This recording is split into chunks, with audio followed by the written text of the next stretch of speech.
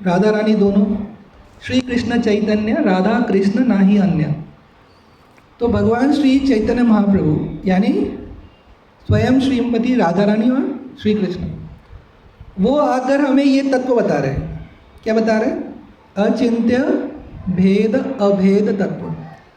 तो जितने भी पहले तत्व बताए, तो इसमें सबसे इम्पोर्टेंट ये है और यही फाइनल है। तो ये क्या है, इसके बारे में हम लोग आज डिस्कस करने वाले हैं। तो देखिए, इसको बहुत सिंपल तरीके से हम समझ सकते हैं। तो पहले हम एक छोटा सा एग्जांपल लेते हैं, और जब ये सेशन हमारा ख़त्म हो जाएगा तो मैं आपको जगन्नाथ जी की एक लीला बताऊंगा जो अभी लास्ट वीक हुई मंदिर में। मैं इसलिए पहले बोल रहा हूँ क्योंकि सब लोग लास्ट तक वेट करेंगे, और अगर मैं भूल भी गया तो आप बोलोगे अरे वो वाली बात नहीं बताई। तो ये लास्ट वीक एक बहुत ही अद्भुत हमारे साथ लीला हुई। मैं, चौहान प्रभु जी और गायकवाड़ प्रभु जी आज नहीं है, वो इलेक्शन में, और उस दिन हम यही टॉपिक डिस्कस कर रहे थे। और उस दिन मैंने डिक्लेयर किया था हम तीनों को कि जब कभी मुझे अगला मौका मिलेगा मंदिर में प्रवचन करने का तो मैं इसी टॉपिक पे करूँगा।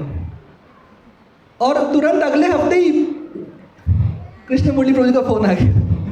तो वो लीला मैं आपको लास्ट में बताऊँगा। तो पहले हम ये कॉन्सेप्ट समझेंगे, और फिर इस कॉन्सेप्ट से रिलेटेड जगन्नाथ जी का कौन सा लीला हुआ पिछले हफ्ते, एकदम रियल, तो आपको ना एकदम कनेक्शन बैठ जाएगा। तो अब सब लोग वेट करेंगे, है कि नहीं? अब सब लोग लास्ट तक पूरा लेक्चर सुनेंगे और वेट करेंगे कि वो क्या था। बाकी थोड़ा समझ में आया चले, पर वो लीला से सब समझ में आ जाएगा। तो ये मैंने पहले ही एडवर्टीजमेंट कर दिया है ना, पहले ही एक एडवर्टीजमेंट डाल दिया कि ये होने वाला है, ताकि सब लोग वेट करें उसका। तो देखिए, अभी इस थोड़ा सा कॉन्सेप्ट को समझते हैं। तो प्रभुपाद जी कहते हैं कि जैसे एक समंदर है, ओशन है, तो समंदर का जो एक बूंद होता है, अगर हम उस एक बूंद को ले लें तो उसके अंदर जो केमिकल कॉम्पोजिशन होगा उस एक बूंद का, तो सेम वैसा ही कंपोजिशन आपको पूरा आप समुद्र में ले लोगे तो भी वही मिलेगा, अलग नहीं मिलेगा। ये बहुत बड़ी बात है। यानी आप पूरे ओशन का, समंदर का एक बूंद, एक ड्रॉप आप ले लोगे, और उस ड्रॉप का हम केमिकल एनालिसिस करेंगे, केमिकल कंपोजिशन देखेंगे, तो उसके अंदर जो मिनरल्स होंगे, जो केमिकल्स होंगे, आप पूरा समंदर ले लोगे, मतलब एक बाल्टीन पानी ले लोगे, एक टैंकर पानी ले लोगे, या एक जहाज भर के पानी ले लोगे, तो भी वो केमिकल कंपोजिशन वही रहेगा। तो इसका मतलब क्या है? यहाँ पे दो एंटिटी है, एक तो समंदर है और एक तो बूंद है। ये दोनों एक है या अलग है? अब आप आंसर दीजिए। देखिए, मैं टीचर बार बार कहता हूँ हर लेक्चर में, ऐसे ही मेरा चलता है लेक्चर, मैं लेक्चर में होता है डिस्कशन, आदत हो गई है, रोज 4-5 लेक्चर लेंगे तो क्या होगा, यही आदत हो जाएगी। तो अभी क्वेश्चन तो पूछना पड़ेगा ना। तो क्वेश्चन मेरा ये है आपसे कि ये जो समंदर है, पूरा ओशन है,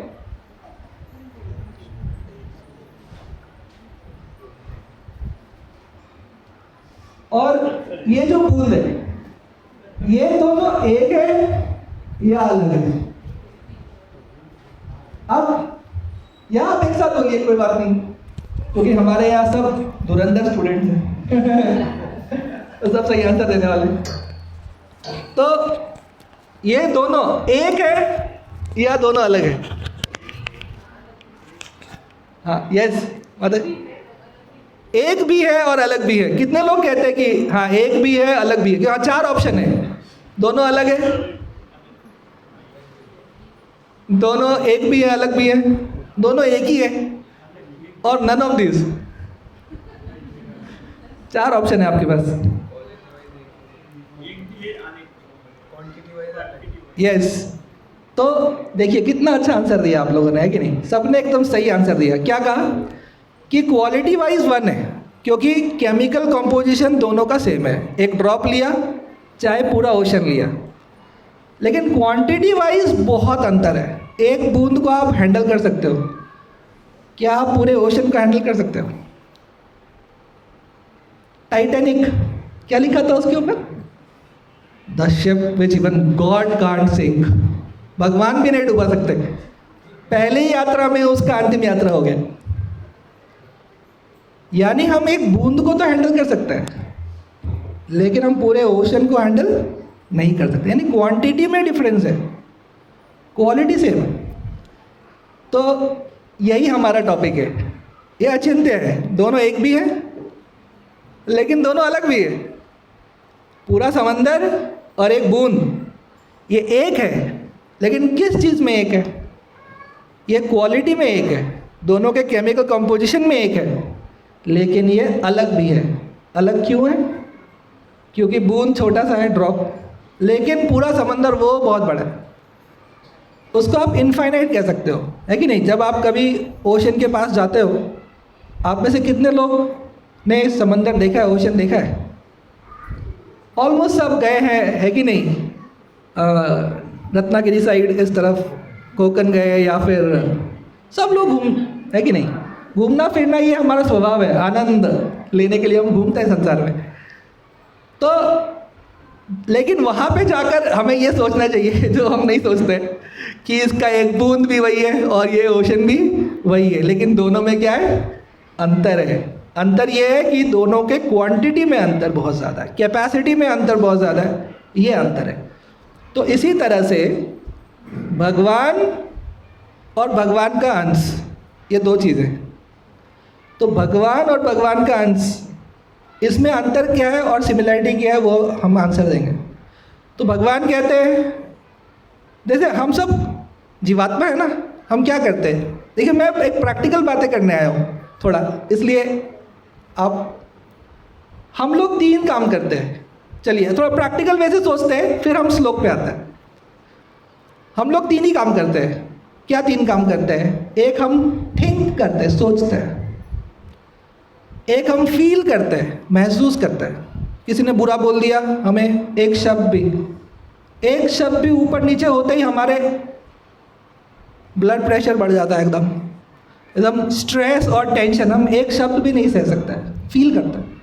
या किसी ने अच्छा कहा तो तुरंत खुश हो जाता है, यानी हम फील करते हैं। और हम सोचते हैं, दिन भर सोचते हैं कि नहीं सोचते? बताइए, दिन भर सोचते ही रहते ना, आता काय करायचं, आता पुढे काय करायचं, आता काय करायचं, काय आणायचं, काय घ्यायचं, काय करायचं, कोणाला फोन करायचं, दिन भर हमारा चलता रहता है। और तीसरा काम हम क्या करते हैं? हम इंग्लिश में उसको बोलते हैं विलिंग, यानी हम कुछ कार्य करने के लिए हम चेष्टा करते हैं। हिंदी का वर्ड है चेष्टा, मराठी वर्ड नहीं बोल रहा हूँ, हिंदी में प्रयत्न करते हैं, कार्य करने के लिए प्रयत्न करते हैं, इसको विलिंग बोलते हैं। हम 3 ही काम करते हैं जीवात्मा, हम थिंक करते हैं, फील करते हैं और विल करते हैं, ये 3 चीज़ करते हैं। भगवान भी यही 3 काम करते हैं, ये समझिए। भगवान भी थिंक करते हैं, वो भी सोचते रहते हैं हमेशा कि इस जीवात्मा को मैं कैसे वापस गोलोक वृंदावन लेके जाऊँ। उनके पास भी सोचने के लिए कुछ है, वो भी प्लानिंग करते रहते हैं कि अगर ये संसार में बहुत ज़्यादा चला गया है तो कैसे इसको संसार के जूते चप्पल पड़ने चाहिए ताकि इसका मन संसार से निकले। ये सोचना पड़ता है भगवान को। और बहुत भक्ति कर रहे हैं तो ये भी सोचना पड़ता है कब इसको वापस लेके जाना है। मतलब भगवान भी सोच रहे हैं, लेकिन सबसे महत्वपूर्ण बात यह है कि भगवान फील कर रहे हैं, ये हम नहीं सोचते। हम भगवान को एज अ पर्सन नहीं ट्रीट करते।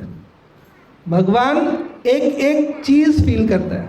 आपने कभी भी सोचा मन में कि काश मेरे पास हीरो का हार होता और मैं जगन्नाथ जी को वो हीरो का हार पहनाता, तो वो आपके जो मनसा थी, भगवान ने वो मनसा ग्रहण कर ली। यानी भगवान ने आपके हीरो का हार एक्सेप्ट कर लिया, यानी फील कर लिया कि हाँ तुमने मुझे हीरो का हार पहना है। मैंने मान लिया तुमने नहीं पहनाया, तुम्हारे पास इतने पैसे नहीं है, मैं मानता हूँ, लेकिन तुम्हारा दिल गरीब नहीं है। तुमने दिल से तो सोचा कि भाई मैं जगन्नाथ जी को एक हीरो का हार पहनाना चाहता हूँ। तो भगवान जो है वो भावना ग्रहण कर लेते हैं, यानी फील करते हैं। फिर विल पावर, विलिंग, अनंत ब्रह्मांड बना देता है। उस अनंत ब्रह्मांड में अपने महोदर में यानी पेट में, महाउदर, हमारा पेट छोटा सा है, भगवान का महोदर, महाउदर, उसमें अनंत जीवों को वो रखते हैं और वो अनंत जीवों को वापस अनंत ब्रह्मांड में डाल देते हैं। यानी भगवान भी कार्यशील है। ये तीन काम भगवान भी कर रहे हैं, सोच रहे हैं, उनको भी, उनके पास भी सोचने के लिए कुछ है और वो फील कर रहे हैं। एक एक बात जो हम अच्छी कहते हैं, बुरी कहते हैं, हर चीज़ वो सुन रहे हैं। अच्छा, तो अब हम लोग आते हैं कि भगवान क्या कहते हैं। भगवान कहते हैं भगवद गीता में, कहते हैं ममैव अंश जीवलोके जीवभूत सनातन। भगवान कहते हैं इस संसार में जितने भी जीवात्मा हैं ये मेरे अंश हैं, ममैव अंश। और मम अंश नहीं बोलते, ये भी समझिए, मम एव अंश, ममैव अंश, ये संस्कृत का आप संधि विच्छेद कर दोगे ना, तो भगवान बोलते हैं मेरे ही अंश हैं और किसी के अंश नहीं है। कोई बच्चा बोलेगा अरे ऐसे कैसे, मैं मेरे पापा का अंश हूँ, मैं मेरी मम्मी का अंश हूँ। भगवान बोल रहे हैं नहीं नहीं नहीं नहीं नहीं, वो तुम्हारे बायोलॉजिकल फादर मदर है, वो असली माता पिता मैं हूँ। भगवान बता रहे हैं, भगवान बोल रहे हैं कि ममैव अंश जीवलोके, मेरा ही अंश है और किसी का अंश नहीं है। इतना भगवान स्पेसिफिक बोलते हैं, मामा एव। सब लोग संस्कृत थोड़ा आपने पढ़ा है कि नहीं, मामा एव मतलब मेरा ही, ओनली माइन। तो स्पेसिफिक भगवान बताते हैं भगवद गीता में कि ममैव अंश जीवलोके, तुम मेरे ही अंश हो और किसी के अंश नहीं है। और जीवभूत सनातन, भगवान बोलते हैं जैसे मैं इटर्नल हूँ, नित्य हूँ, मैं हमेशा रहता हूँ, शाश्वत हूँ, वैसे आप भी शाश्वत हो, यानी आप भी सनातन हो। तो ममैव अंश जीवलोके, जितने ये जीव हैं इस संसार में, इस लोक में, अनंत ब्रह्मांड में जितने जीव हैं, ये सब मेरे ही अंश हैं। और जिस तरह से मैं शाश्वत हूँ, मैं हमेशा रहता हूँ, उसी प्रकार ये सारे जीव जो हैं वो भी शाश्वत ही हैं। यानी भगवान क्या बता रहे हैं? भगवान बता रहे हैं कि हम भगवान के अंश हैं। तो अब देखिए भगवान क्या है, तो ब्रह्मा जी बताते हैं। ब्रह्मा जी कहते हैं ईश्वर परम कृष्ण सच्चिदानंद विग्रह अनादिरादिर गोविंद सर्व कारण कारणम। बोलते हैं कि ईश्वर परम कृष्ण, जो कृष्ण है वो परम ईश्वर है, भगवान है। और क्या है, तो बोलते हैं तीन चीज़ों से उनका पूरा देह बना है। किस चीज़ों से बना है भगवान का देह? तो वो तीन चीज़ बता दिया। एक बताया सत्य, क्योंकि ब्रह्मा जी भगवान को देख रहे हैं और ब्रह्मा जी को भगवान ज्ञान दे रहे हैं कि क्या बोल रहे हैं। तो भगवान अपने भक्तों को इस तरह से यूटिलाइज करते हैं, पहले भक्त बनाते हैं और फिर उसको ज्ञान देते हैं और फिर जो ज्ञान है वो भक्तों के द्वारा भगवान सबको देते हैं। तो भक्त जो है वो भगवान का माध्यम बन जाता है। इसलिए भगवान के भक्त बहुत इंपॉर्टेंट है। जो किसी को भी भगवान के बारे में बता रहे हैं तो वो भगवान की कृपा का माध्यम बन जाता है। तो यहाँ पे क्या कह रहे हैं कि भगवान किन चीज़ों से बने? भगवान सत्य, चित और आनंद, ये तीन चीज़ से बने। सत्य क्या है? सत्य का मतलब है सत्य का मतलब है सत्य, चित और आनंद। सत्य मतलब जो इटर्नल है, हमेशा एग्जिस्टिंग। चित मतलब पूर्ण ज्ञान है भगवान को, अनंत ब्रह्मांड का एक एक कण का ज्ञान है, एक एक कण में स्वयं व्याप्त है वो, तो उनको संपूर्ण ज्ञान है क्या चल रहा है, इस अनंत कोटि ब्रह्मांड में क्या चल रहा है, उनके गोलोक में क्या चल रहा है, हर प्राणी के हृदय में क्या चल रहा है, हर प्राणी मात्र के हृदय में क्या इच्छा उमड़ रही है। भगवान से एक भी चीज़ जो है ना वो छिपा नहीं है। फिर वो क्या कह रहे हैं? सच्चिद आनंद, और उनमें क्या है? भगवान आनंद रूप है, यानी भगवान जो है वो आनंद का विग्रह है और हम इनके अंश हैं, इसलिए हम भी सत्य हैं, यानी आत्मा जो है वो नित्य है। तो ये शरीर क्या है? नहीं, वो हमने बहुत बार सुना है, शरीर यंत्र है। हाँ, तो उस शरीर में आत्मा कहाँ बैठा है? हाँ, वो भी हमने सुना है, आत्मा छोटा सा है, यहाँ हृदय में बैठा है। हाँ, केसाग्र शतभागस्य से, और उसके भी 100 भाग कर दो, उतना सा आत्मा जो है यहाँ हृदय में बैठा है। पर हम समझ नहीं पा रहे ये क्या चल रहा है। अरे बहुत आसान है, क्या बात कर रहे हो प्रभु जी, ये तो सबसे डिफिकल्ट कॉन्सेप्ट है। मैं आपको एक सिंपल सी बात बोलता हूँ। एक छोटा सा मानिए 5 फीट का ड्राइवर है और वो बड़ा सा ट्रक चला रहा है। उस बड़े से ट्रक में वो जो ड्राइवर है वो कहाँ बैठा है? सोचिए, आंसर दीजिए, कहाँ बैठा है? वो ड्राइवर सीट पे बैठा है ना? अगर उसको आप आत्मा समझ लो, क्या वो हर टायर पे जाके टायर को घुमा रहा है क्या धक्का दे? नहीं, वो कहाँ बैठा है? वो ड्राइवर सीट पे बैठा है, लेकिन ये पूरे शरीर को वो यानी पूरे ट्रक को चला रहा है ना। जब हम जैसे मामूली इंजीनियर लोग ऐसा काम कर सकते हैं कि ड्राइवर सीट पे ड्राइवर को बैठाया और पूरा ट्रक चलवाया, तो भगवान जो अनंत कोटि ब्रह्मांड नायक हैं, ऐसा इंजीनियरिंग का काम किया भगवान ने। एक पौधा लगा दिया आम का, वो वहीं बैठे बैठे उसको जो चाहिए ज़मीन से सब ले रहा है। हमारे पास कोई ऐसी फैक्ट्री है क्या? हमारी हर फैक्ट्री में सामान रॉ मटेरियल पहुंचाने के लिए हज़ारों लाखों ट्रक लगते हैं।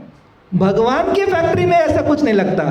भगवान की फैक्ट्री भगवान वहीं गाड़ देते हैं, यानी पेड़, और वो वहीं से सब लेता रहता है। तो कौन बड़ा इंजीनियर है, हम लोग या भगवान? बताइए। सिंपल सा एग्जांपल दिया, आप बताइए। अभी यहाँ पे आम खाते हैं ना, आम का सीज़न आने वाला है, तो क्या आम बनाने के लिए वो फार्मर को जो उसमें लगने वाले केमिकल्स वो क्या ट्रक भर के लाने पड़ते हैं?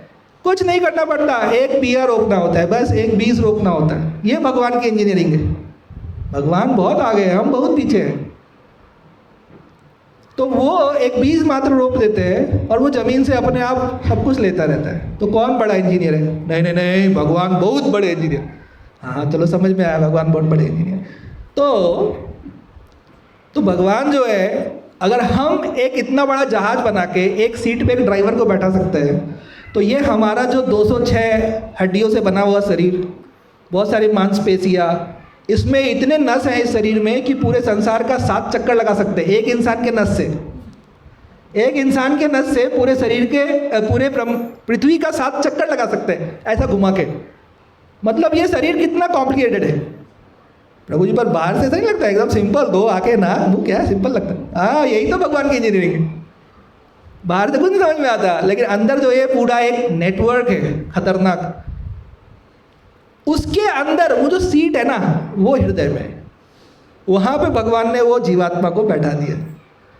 जीवात्मा जो है छोटा सा अंश है भगवान का, बहुत छोटा है। अरे मैं तो इतना बड़ा हूँ। बस वो ट्रक को जब बाहर से देखेंगे तो हमको लगेगा अरे इतना बड़ा चीज़ चल के आ रहा है, लेकिन ड्राइवर तो छोटा सा ही है ना।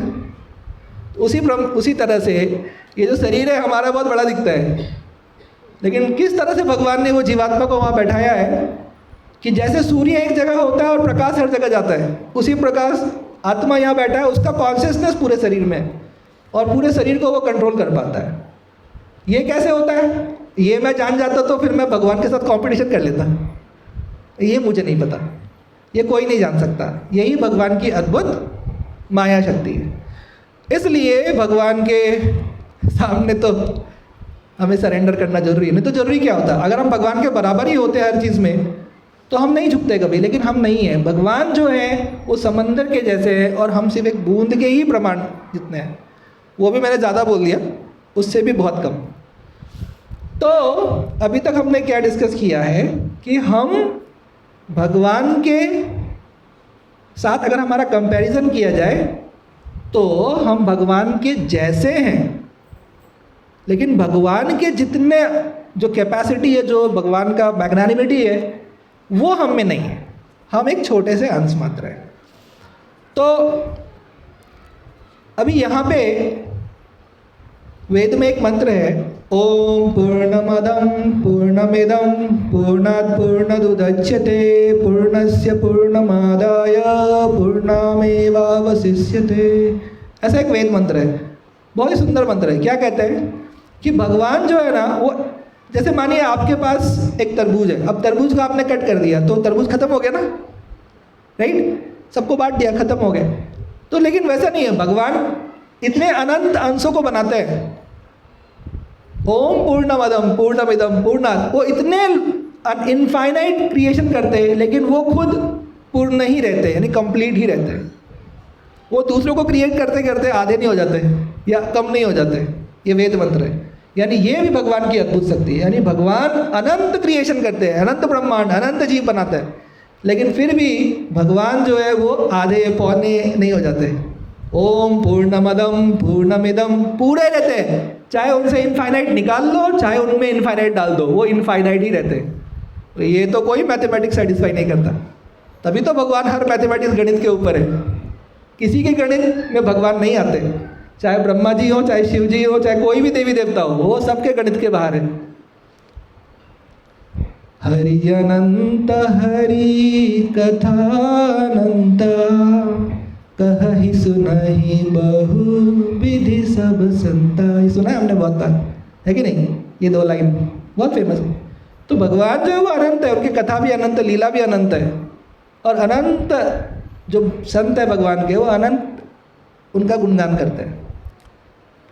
तो भगवान में और जीव में ये हमें समझना है कि अंतर कैसे है, क्या है। भगवान भगवद गीता में कहते हैं कि यद यद विभूति मत सत्वम श्रीमद ऊर्जितम एव वा तत्तद एव वा गच्छत्वम मम तेजोम स संभवा। फिर से भगवान ने अंश की बात की। भगवान कह रहे हैं कि आप इस संसार में देखते हैं कि कोई व्यक्ति जो है बहुत बलशाली है, या कोई व्यक्ति जो है वो बहुत सुंदर है, या कोई व्यक्ति है बहुत बुद्धिमान है, तेजस्वी है, ओजस्वी है, कोई बहुत मतलब हर किसी कोई बहुत अच्छा स्पोर्ट्समैन है। तो भगवान कहते हैं कि ये जो आप देख रहे हो ना, एक छवि देख रहे हो कि वाह क्या फुटबॉल खेल रहा है, ज़बरदस्त। भगवान बोल रहे हैं अरे रे रे रे रुको, मम तेजोम स संभवा। ये जो तुम देख रहे हो ना, जो संभव हो रहा है, ये हर एक जीवात्मा जो छोटा छोटा डिस्प्ले कर रहा है अपने कैपेसिटी का, भगवान बोलते हैं अरे भूलो मत, अरे तुम भूल गए क्या? अरे मम तेजोम स संभवा, मतलब ये मेरे तेज का एक अंश है जिसकी वजह से ये संभव हो रहा है, या मेरे तेज का ही अंश है। यानी फिर से भगवान कह रहे हैं ये अंश की बात, यानी फिर से कंपैरिजन कर रहे हैं। वो बता रहे हैं फिर से वही चीज़ कि तुम बूंद हो, मैं समंदर हूँ। तो जिस तरह से भगवान सच्चिद आनंद विग्रह है, वैसे हम भी सच्चिद आनंद हैं, लेकिन बहुत कम मात्रा में। हम भी इटर्नल है, इटर्निटी में हम बराबर है, उसमें हम कम ज़्यादा नहीं है। भगवान भी नित्य है अनंत काल के लिए, हम भी नित्य है अनंत काल के लिए, इसमें सिमिलर 100% सेम। और लेकिन चित्त उसमें थोड़ा गड़बड़ है। भगवान परफेक्ट नॉलेजेबल उनको है, हमारे पास परफेक्ट नॉलेज नहीं है। आनंद, भगवान आनंद के राशि है, रस राज है भगवान। लेकिन हम लोग जो है, हम भी आनंद, जैसे अभी मैं बोल रहा हूँ आपको थोड़ा आनंद आ जाएगा प्रवचन सुन के, या नहीं भी आएगा, तो हम जो कार्य कर रहे हैं उससे किसी को आनंद मिलेगा नहीं मिलेगा, लेकिन भगवान जो कार्य करते हैं, जो रिलाय करके जाते हैं, वो सबको आनंद दे जाता है। तो भगवान जो है वो अनंत आनंद के सिंधु है, भंडार है, और हम उसी के कण हैं।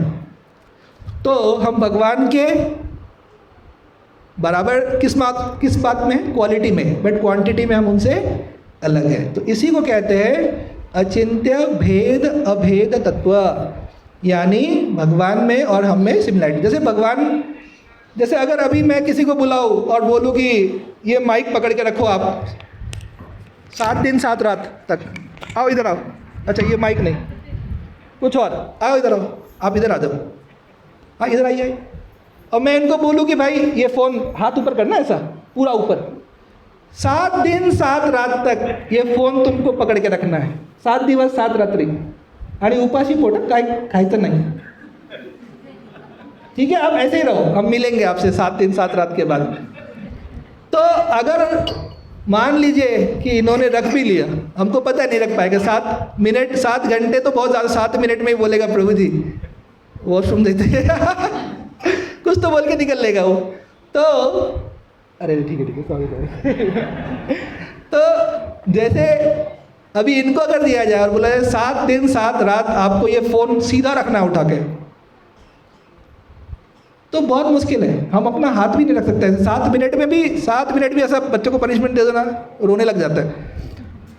लेकिन भगवान जो है वो 7 दिन 7 रात पूरा गोवर्धन पर्वत, वो भी छोटी सी उंगली पे उठा के उन्होंने रखा, लिटिल फिंगर इस पे, और बिना खाए बिना कुछ पिए सब, और वहाँ पे वो बंसी बजा रहे हैं। और उनके साथ जितने भक्त हैं वहाँ किसी को भूख नहीं लग रही, क्योंकि भगवान इतना मधुर बंसी बजा रहे हैं कि वो सुन के ही सबका हृदय तृप्त है। अब बताइए, हम भी चीज़ों को उठा के ऐसे रख सकते हैं ना, लेकिन भगवान और हम में अंतर है। भगवान ने कितनी विवाह की? अरे प्रभु जी 16,000। मैं तो समझा रहा हूँ कि कैसे भगवान जो है वो उनका कैपेसिटी और हमारा कैपेसिटी। अब सब बोलेंगे बस बस इसके आगे का डिस्कशन बंद कर दीजिए, बंद कर दीजिए। पॉइंट ये है कि भगवान जो है वो अनंत उनका कैपेसिटी है, और हम लोग जो है वो बहुत हर चीज़ में हम लिमिटेड है। तो अब आज का जो है ये टॉपिक नहीं था मेरा। अब ने सर टॉपिक तो यही आया था, अचिंत्य भेद अभेद तत्व। हाँ टॉपिक ये आया था, टॉपिक हो गया खत्म। ये मेन मुद्दा नहीं है। अब आए हम लोग मेन मुद्दा। मेन मुद्दा क्या है, यानी मेन टॉपिक क्या है? मेन टॉपिक ये है कि भगवान कहते हैं भगवद गीता में कि मैं आपके साथ आपके हृदय में रहता हूँ हमेशा। यानी जीवात्मा के साथ मैं हमेशा हर योनि में उसके साथ रहता हूँ। मनुष्य योनि में है तो भी रहता हूँ, किसी दूसरे योनि में गया तो भी मैं उसके साथ रहता हूँ। भगवान कहते हैं ईश्वर सर्वभूतानां हृदय से अर्जुन तिष्ठति, मैं हमेशा उसके साथ रहता हूँ। तो जहाँ आत्मा रहता है, मैंने बताया ना आपको, ड्राइवर का सीट, वहाँ आत्मा बैठा है, और आत्मा की वजह से पूरे शरीर को क्या मिल रखा है? चेतना मिल रखी है। उस जीवात्मा को वो चेतन शक्ति देने वाले कौन है? वो भगवान है। वो भगवान हमेशा उसके साथ रहते हैं, उसको ले जाते हैं। और भगवान क्लियरली कहते हैं मैं ले जाता हूँ। कैसे? भ्रामयण सर्वभूतानि, मैं ही लेके जाता हूँ उसको अलग अलग योनि में। भ्रामयण सर्वभूतानि, तो भगवान कहते हैं कि मैं ही वो जीवात्मा को लेके जाता हूँ। अब एक क्वेश्चन है, अगर भगवान हमारे साथ हमारे हृदय में ही बैठे हैं, इसके आगे भी भगवान कहते हैं मया अध्यक्षेन प्रकृति सूयते सरचराचरम, मैं सब जगह हूँ, ये सब कुछ मेरे कंट्रोल में। ब्रह्मा जी भी कहते हैं। अब मैं आपसे क्वेश्चन पूछूंगा, आप ध्यान से सुनिए हाँ, कि आज के लेक्चर का मेन मुद्दा क्या है वो आपको बताना है। ब्रह्मा जी कहते हैं कि एको भी असौ रचयितुम जगदंड कोटि यद शक्तिरस्ति जगदंड चयादंत, बोलते अनंत कोटि ब्रह्मांड भगवान ने बनाया है, और वो अनंत कोटि ब्रह्मांड भगवान के अंदर है, और अनंत कोटि ब्रह्मांड के कण कण में वो स्वयं व्याप्त है।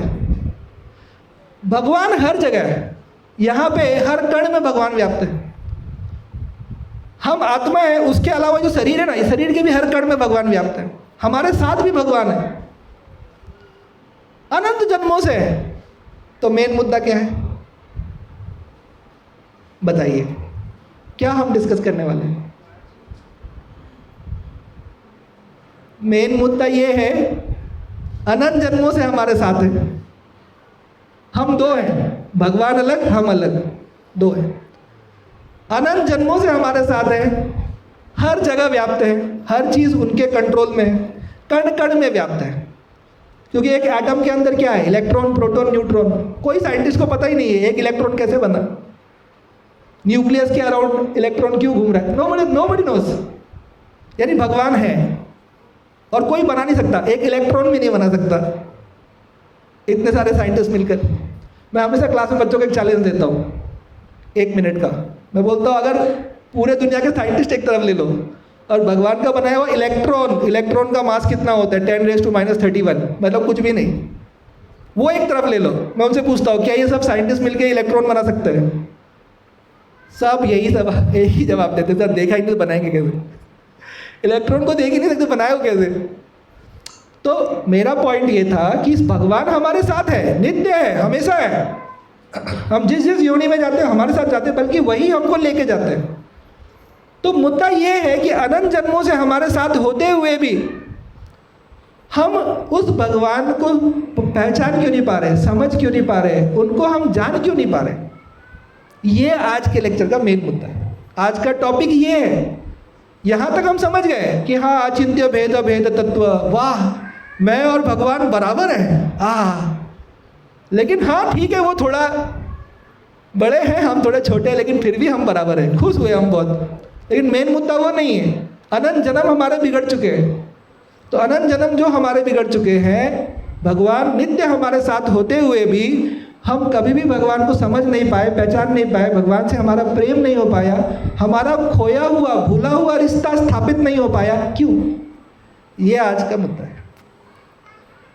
तो भगवान जो है उनसे, वो हमारे हृदय में और हर बात जानते हैं, एक एक चीज़ जो हम सोचते हुए जानते हैं।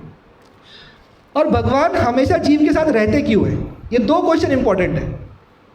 एक तो अनंत जन्म बीत गए फिर भी हम भगवान को समझ नहीं पाए, पहचान नहीं पाए, भगवान की तरफ हम मुड़ नहीं पाए। दूसरा सवाल ये है, तो भगवान को हमें छोड़ देना चाहिए ना। अरे ये इसको मुझ में कोई इंटरेस्ट नहीं है, अरे छोड़ दो इसको। लेकिन फिर भी भगवान छोड़ते नहीं जीवों को, हमेशा उनके साथ रहते हैं। ये दो बहुत इंपॉर्टेंट क्वेश्चन है, क्योंकि ये दो इंपॉर्टेंट क्वेश्चन हम समझेंगे तो हम हमारी गलती भी ठीक करेंगे, पहली बात। और दूसरी बात, हम भगवान की तरफ आकर्षित भी हो जाएंगे। देखिए, भगवान जो है वो क्यों नहीं छोड़ते जीवों को, चाहे वो कितना भी पापाचारी हो जाए, यानी कितना भी वो दुराचारी हो जाए, पाप करे, कितना भी कुछ करे, भगवान उसको कभी नहीं छोड़ते। हाँ, उसको उसके कर्मों का फल जरूर देते हैं, लेकिन उसको अकेला कभी नहीं छोड़ते। ये ऐसे हमारे माता पिता भगवान ऐसा क्यों करते हैं? ये एक सवाल है। तो ये सवाल है, आप इसका जवाब दे सकते हैं। आप में से कोई भी इसका जवाब दीजिए पहले कि भगवान हमारा साथ क्यों नहीं छोड़ते। जिनको बोलना है हाथ ऊपर करके बोलिए एक बार। He is very compassionate. Okay, और बताइए। This is unconditional love. Okay, और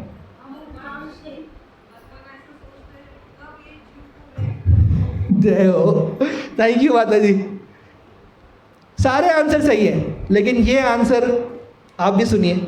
ये आंसर ऐसा है कि भगवान इंतज़ार कर रहे हैं कि कब ये जीव एक बार मेरी तरफ मुड़ जाएगा। यानी हम जो है, हम भगवान से विमुख हैं। जैसे वो 33 जो डिजिट है, आप देखोगे तो 3 इधर है, 6 इधर है, यानी हम भगवान से विमुख हैं, हम बहिर्मुख हैं। वो समझाऊंगा मैं, अब हम लोग डिस्कस करेंगे वो। तो भगवान, और दूसरा नंबर देखिए आप, 63, 6 और 3। तो हम भगवान से कैसे विमुख हैं? भगवान यहीं बैठे हैं, लेकिन हम उनको देख भी नहीं रहे, ध्यान भी नहीं दे रहे, बैठे बैठे उनको हम नेग्लेक्ट किए जा रहे हैं।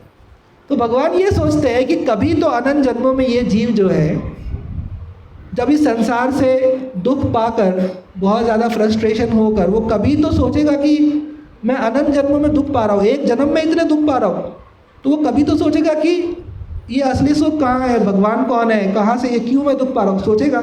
जब वो सोचेगा तब वो मेरी तरफ मुड़ेगा, और जिस दिन वो मेरी तरफ मुड़ेगा और उस दिन मैं वहाँ नहीं हूँ, तो ये भगवान कहते हैं ये मुझसे बहुत बड़ी गलती हो जाएगी। समझे आप? जिस दिन वो जीवात्मा भगवान की तरफ मुड़ा, खोजने लगा कि अरे मेरा असली कौन है, मेरा कौन है, और उस दिन मैं वहाँ नहीं हूँ, if I am not there, तो कौन उसका ख्याल रखेगा, कौन उसको वापस लेके आएगा? इसलिए भगवान कभी भी कंपैशनेट, यही भगवान का कंपैशनेट नेचर है जो प्रभु जी बोल रहे हैं, वही अनकंडीशनल लव है। तो भगवान उस जीवात्मा के लिए वहाँ पे हैं, ताकि एक बार जब वो उनकी तरफ मुड़ेगा, मुड़कर देखेगा, समझेगा, अरे मेरा असली जीवन साथी, मेरा असली साथी तो ये भगवान हमेशा मेरे साथ था, मेरे सुख में, मेरे दुख में, मैं जहाँ गया, और हमेशा मेरे पे कृपा की। मैंने कुछ गलत किया तो मुझे शिक्षा दी, और मैंने कभी भी उनका स्मरण किया तो फिर उन्होंने मुझे अपने भक्तों से मिलाया, उन्होंने मुझे सत्संग दिया। जब वो जीव ये सोचेगा, समझेगा, जानेगा, तो उस वक्त ही वो भगवान की कृपा को वहाँ पाएगा, देखेगा। एक क्षण का भी भगवान विलंब नहीं करते हैं। तो भगवान कहते हैं कि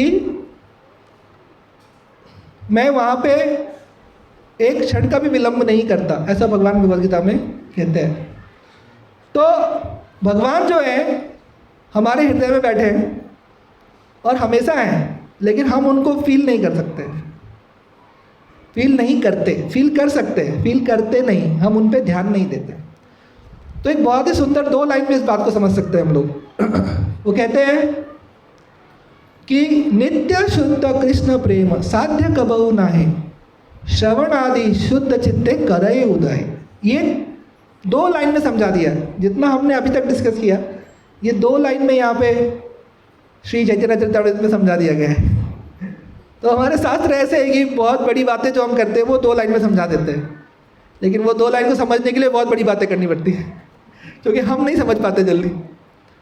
तो कहते हैं कि नित्य शुद्ध कृष्ण प्रेम, भगवान के प्रति जो शुद्ध प्रेम है जीवात्मा का, वो ऑलरेडी है उसके हृदय में, ऑलरेडी है, क्योंकि वो अंश है भगवान का, भगवान ने उसको बनाया ही वैसा। लेकिन हो क्या गया, हो ये गया कि वो जीवात्मा भगवान को भूल गया, और भूल कर जो संसार है, इस संसार में वो आनंद ढूंढने लगा। कृष्ण भूलिया जीव भोग वांछा करे, निकटस्थ माया झौपटिया धरे। क्या लाइन है, देखिए जबरदस्त 2 लाइन में सब कॉन्सेप्ट क्लियर। क्या हुआ है कि नहीं? मैं बोला अब वो 2 लाइन देखिए कितना सुंदर है, आपको भी याद हो जाएगा। क्या कह रहे, कृष्ण भूलिया जीव, मैं श्लोक भूल गया था कृष्ण भूलिया जीव, हम लोग कृष्ण को भूले हुए हैं। आप मानते हैं ना?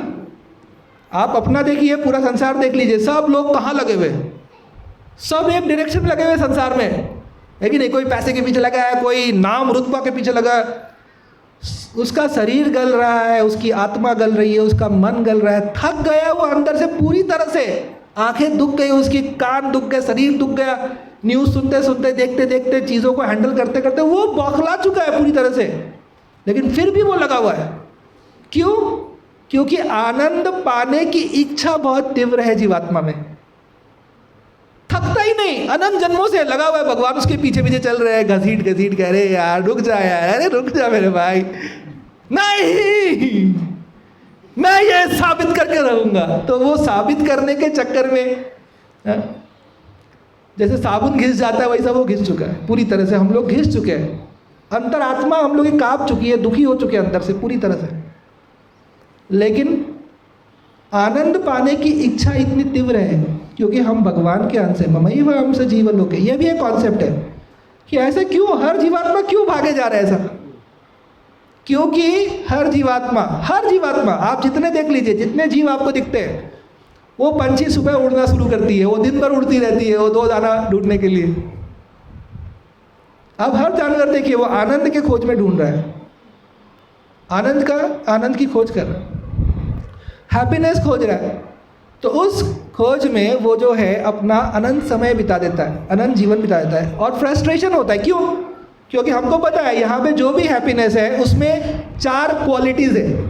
आइए वो डिस्कस करते हैं। क्या है वो 4 क्वालिटीज़? सबसे पहला क्वालिटी है कि वो टेम्परेरी है। आप कुछ भी खाओ, आपको जो अच्छा लगता है, मतलब पानी पूरी लई आवड़ता, गोलगप्पे, ठीक है खाओ, एक गोलगप्पा मुंह में गया तुरंत खत्म उसका स्वाद, नहीं आजुन दूसरा गोलगप्पा खाओ तुरंत खत्म, रहता नहीं वो स्वाद रहता नहीं, 4 दिन तक स्वाद आ रहा है गोलगप्पे का, तो वो गोलगप्पे वाला बर्बाद हो जाता है कि नहीं? 4 दिन तक गोलगप्पे का स्वाद मुंह में रहता है, वो बेचारा उसका दुकान चलता नहीं, एक क्षण में खत्म स्वाद। यानी एक तो वो टेम्परेरी है,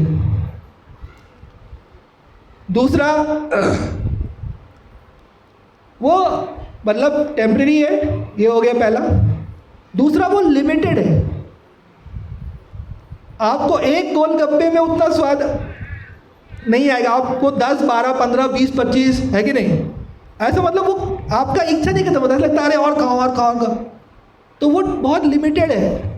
लेकिन आपका जो इच्छा है वो अनलिमिटेड है, और आनंद चाहिए और मिलता ही नहीं। तो पहला दो प्रॉब्लम क्या आ गए, जीवात्मा क्यों भाग रहा है, हम ये डिस्कस कर रहे हैं, हम लोग क्यों भाग रहे हैं संसार के पीछे?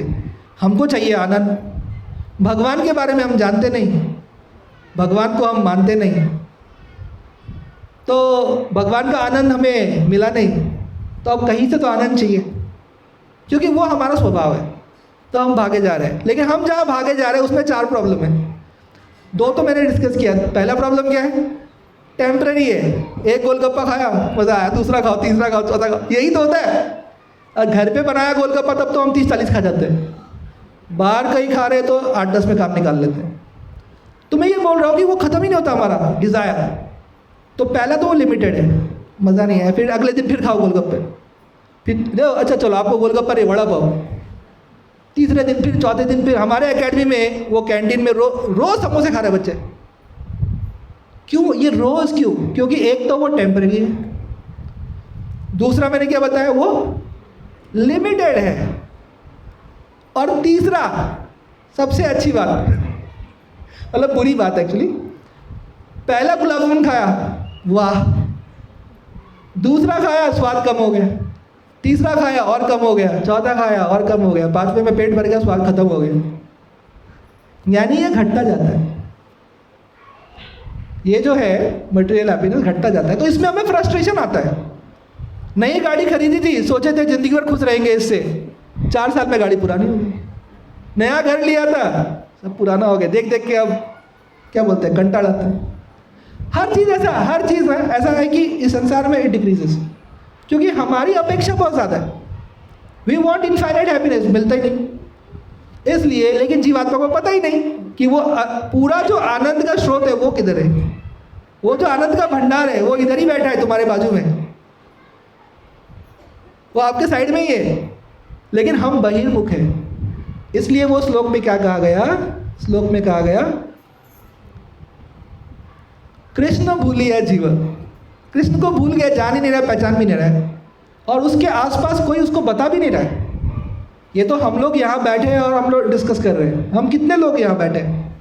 मुझे लग रहा है हार्डली 100-150 लोग होंगे। इसके अलावा बारामती में कितने लोग हैं? 4-4.5 लाख लोग हैं। आप मुझे बताइए अभी इस वक्त, इस समय पूरे बारामती में कोई ये डिस्कशन कर रहा होगा हम लोगों के अलावा? मुझे तो नहीं लगता कि किसी के लिए ये बात इंपॉर्टेंट भी होगा।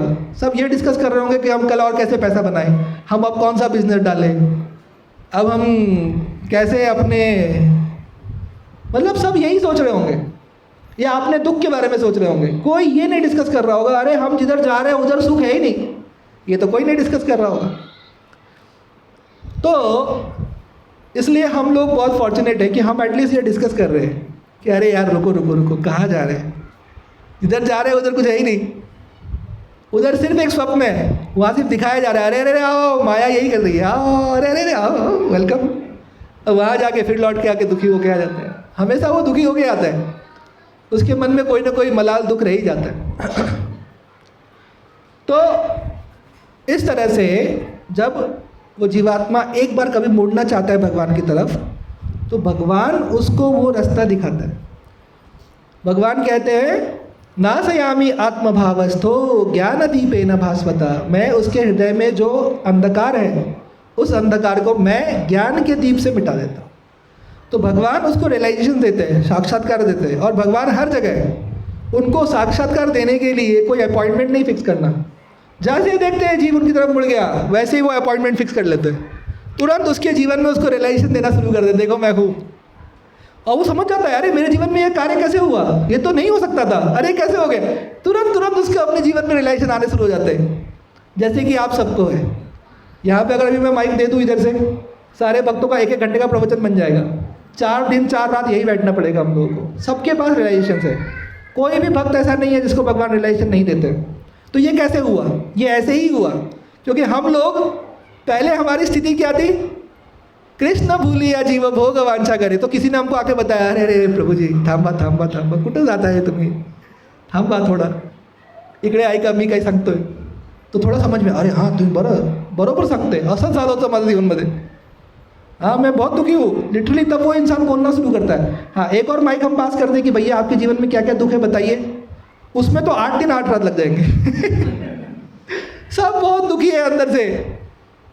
ये संसार जो है ना सबको दुखी करके रखा है एकदम अनंत मात्रा का, कोई एक नहीं जो बचा हुआ है। अभी आप डोनाल्ड ट्रंप का हाल देखिए, रसिया का हाल देखिए, सबका हाल देखिए, सबका हालत खराब है। सबके ऊपर स्ट्रेस टेंशन, कोई भी दुख नहीं है।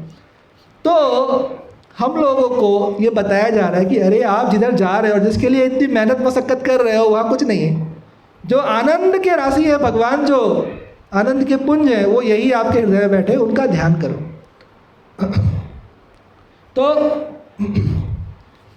तो देखिए हम लोग क्या करते हैं, लेकिन हम लोग करते नहीं भगवान का ध्यान। है कि आप मेरे साथ 2 लाइन गाइए। निर्मल वाणी पाकर तुझसे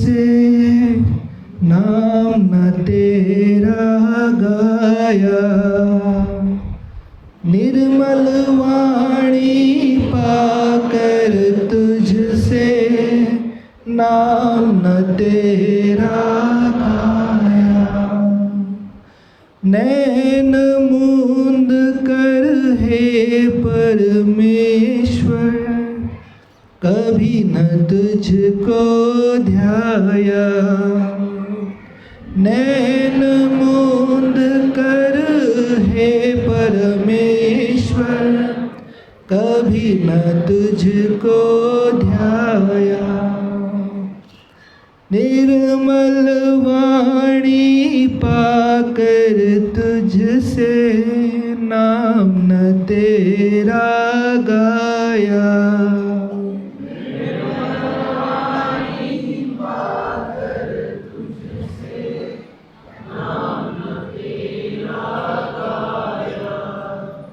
नैन मूंद कर हे परमेश्वर, कभी न तुझको ध्याया।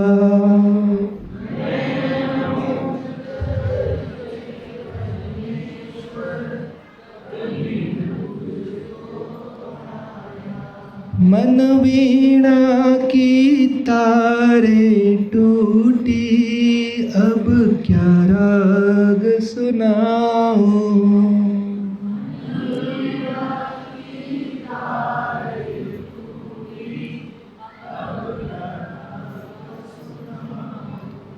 हे पावन परमेश्वर मेरे, मन ही मन शर्माऊं। परमेश्वर मेरे, मन ही मन शर्माऊं। ओ मैली चादर ओढ़ के कैसे, मैली चादर ओढ़ के कैसे द्वार तुम्हारे आऊं। मैली चादर ओढ़ के कैसे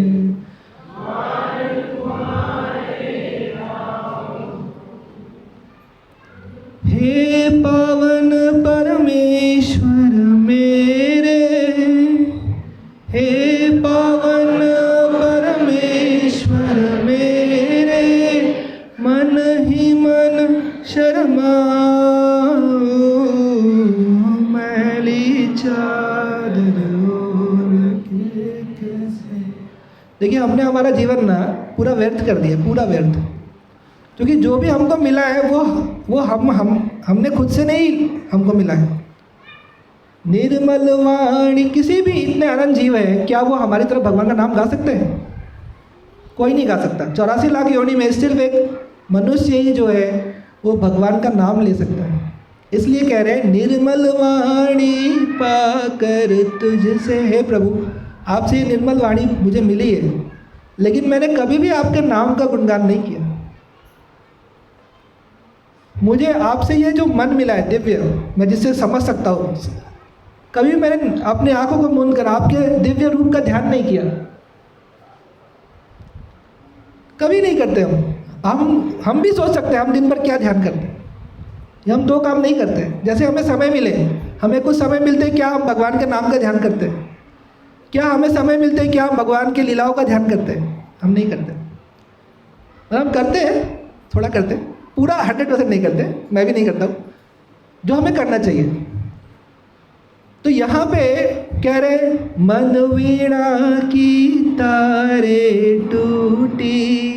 ये मन एक वीणा है जिससे हमें भगवान के सुंदर सुंदर पद गाने हैं, भगवान के सुंदर सुंदर कीर्तन करने हैं, भगवान का नाम के रस, नाम गुण लीला धाम का हमें रस आस्वादन करना है। लेकिन हमारे मन वीणा की क्या हो गई? सारे तारे टूट गई है। मन वीणा की तारे टूटी।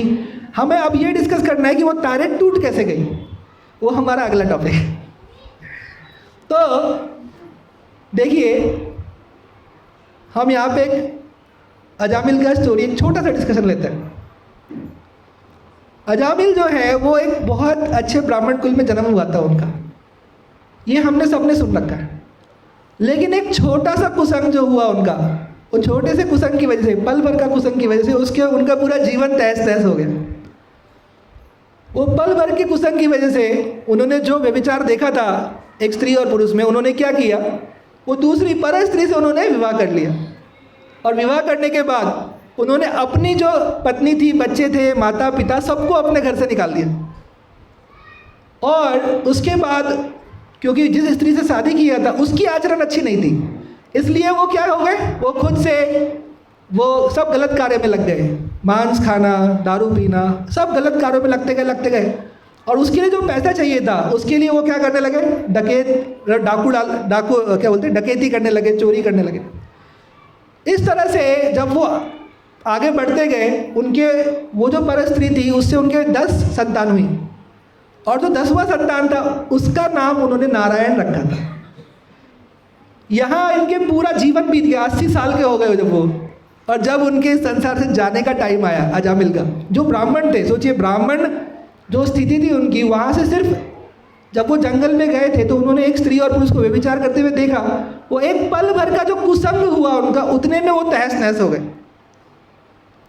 तो मन वीणा की तारें टूटी, ये कैसे टूटती है, ये हम डिस्कस करने वाले हैं। वो भगवान के भक्त है अजामिल, एक्चुअली वो 20 साल उन्होंने बहुत भक्ति की है, भगवान का बहुत नाम गुण लीला कीर्तन घर में सीखा, लेकिन एक क्षण का कुसंग, वो कुसंग के बाद घर आने के बाद जो उन्होंने उस पर चिंतन किया, वो चिंतन करते उनका इतना फॉल डाउन हो गया कि वो उस पर स्त्री को अपने घर ले आए और अपने घर में जो पत्नी, बच्चे, माँ बाप सबको हटा दिया। और क्या करने लगे, क्योंकि उनको बहुत पैसा चाहिए था, क्योंकि अब वो सब गलत कार्य कर रहे थे, तो वो चोरी डकैती सब कर ले। लेकिन भगवान की कृपा से उन्होंने अपने 10वें संतान का नाम रखा था नारायण। अब जब यमदूत आए, क्योंकि अब इतने बुरे कर्म किए तुमने, तो पहले तो हिसाब किताब करेंगे, उसके बाद देखा जाएगा। तो यमदूत वो तो कुछ नहीं देखते, आप भक्त थे नहीं थे, वो ये देखते हैं कि उनके लॉ बुक में क्या लिखा है, यमराज जी ने क्या बताया है। यमराज जी ने जसं सांगितलं आहे तसंच आपण करू, उसके ऊपर नीचे एक नहीं जाते यमदूत। तो उन्होंने लिखा ये पाप करे तो इनको लेके आओ और यहाँ पे इनको उस हिसाब से इनको शिक्षा दी जाएगी।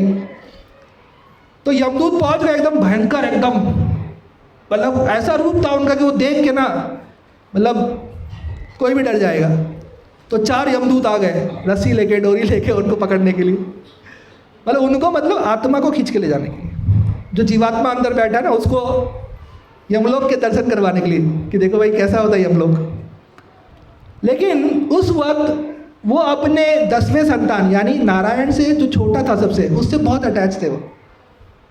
तो वो देख रहे यमदूतों को और उनके मुंह से क्या निकल रहा है, नारायण नारायण नारायण बुला रहे हो। जैसे उन्होंने एक बार नारायण बोला, 4 विष्णुदूत आ गए, एकदम सुंदर, अद्भुत, दिव्य, एकदम तेजस्वी ओजस्वी, एकदम उनके हाथ में शंख चक्र गदा पद्म, क्योंकि भगवान के जैसा उनका रूप है विष्णुदूतों का। विष्णुदूत आके खड़े हो गए। अब ये यमराज के जो यमदूत थे ये सब डर गए बहुत, ये बोले अरे ये कहाँ से आ गए। तो उनके बीच में एक संवाद चालू हो गया, जो यमदूत है और विष्णुदूत है इनके बीच में संवाद चालू हो गया। और इस संवाद को सुनने वाला कौन था, आंसर दीजिए। ये संवाद सुन कौन रहा था, ये अजामिल सुन रहा था, यमदूत विष्णुदूत। यमदूत वो बता रहे हैं इस संसार के जो नियम हैं, यानी सांसारिक जो धर्म है उसके बारे में बता रहे हैं, ये तुमने पाप किया, ये गलत किया, ये गलत है। विष्णुदूत भागवत धर्म के बारे में बता रहे हैं। तो इनके मुंह से वो संसार के नियमों, संसार के धर्मों के बारे में सुन रहे हैं, और विष्णुदूत के मुंह से वो भागवत धर्म के बारे में सुन रहे हैं। विष्णुदूत कह रहे हैं कि अगर किसी ने भगवान का एक भी नाम लिया है तो भगवान के एक नाम में इतनी शक्ति है कि वो इंसान इतना पाप ही नहीं कर सकता जितना एक नाम में वो पापों को मिटाने की शक्ति है। यमदूत चौंक गए पूरा, बोले ये क्या है। वो बोले नहीं हम लेके जाएंगे। विष्णुदूत बोले तुम्हारी हिम्मत कैसे लेके जाओगे हमारे सामने से, ये हमारे भगवान का भक्त है, एक नाम में इतनी शक्ति। लेकिन ऑफ कोर्स उन्होंने बहुत भक्ति की थी, तो भगवान ने भी उनके लिए अरेंज किया था कि नहीं नहीं इसके लिए हम कुछ जरूर करेंगे। तो भगवान भगवद गीता में भी कहते हैं कि चाहे कितना भी बड़ा पापी हो, पर अगर मेरा भक्त रहा है, मेरी भक्ति की है, तो मैं उसको बचा लूँगा। तो यहाँ पे विष्णुदूत जो है वो भागवत धर्म के बारे में बता रहे हैं कि भागवत धर्म में ऐसा है कि अगर कोई भगवान के शरण में जाता है तो भगवान उसके अनंत पाप माफ कर देते हैं। रामायण में जब विभीषण आते हैं तो भगवान उनको एक्सेप्ट कर लेते हैं और भगवान विभीषण को फॉलो करते हुए बहुत सारे राक्षस भेजते हैं। रावण पीछे दूत पठाए, रावण जो है पीछे दूत भेजते हैं अपने कि देखो विभीषण कहाँ गया, क्या कर रहा है। वो जो दूत आते हैं उनको पकड़ लेते हैं, सुग्रीव और सब वो दूतों को पकड़ के ले आते हैं, खूब पिटाई करते हैं उनकी। और उनके साथ लक्ष्मण जी एक लेटर लिख के भेजते हैं। भगवान राम कहते हैं कि अगर वो भी मेरे शरण में आएगा तो मैं उसके भी सारे पाप माफ कर दूंगा। तो लक्ष्मण उनको एक लेटर लिख के भेजते हैं कि अगर तू नहीं चाहता कि तेरा परिवार, तू और तेरा समस्त खानदान राख हो जाए, क्योंकि लक्ष्मण जी को क्रोध बहुत, तो यहाँ आकर भगवान के शरण में आ जा, श्री राम के शरण में आ जा। तो भगवान का ये नेचर है कि जो भी उनके शरण में आता है भगवान उनको अभय दान देते हैं, यानी सारे पापों से मुक्त कर देते हैं। यमदूतों से, यमराज से ये कोई नहीं आते कभी मिलने उनसे। जो भगवान के सेवा में लग जाता है, भगवान के शरण में जाता है, वो आते ही नहीं। एक्चुअली होता क्या है, जो भगवान के भक्त बन जाते हैं ना, वो यमराज के सिर पर पैर रखकर वैकुंठ लोग जाते हैं। होता ये है, यानी उनके सामने यमराज भी सिर झुका देते हैं।